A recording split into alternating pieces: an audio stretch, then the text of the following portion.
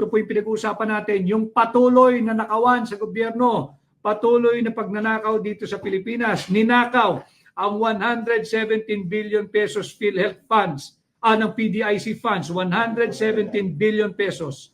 Pera ng PDIC linipat sa program appropriation.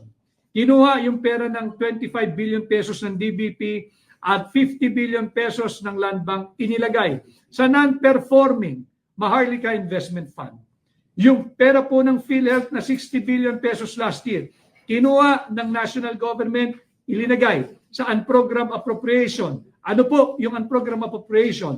Ito po yung luho, kapritsyo, pork barrel ng mga mambabatas. At ganun din ang ating mga manggagawa sa gobyerno, 1.8 million strong government workers. Kinuha po yung 2.3 billion pesos ninyo. Sunog na po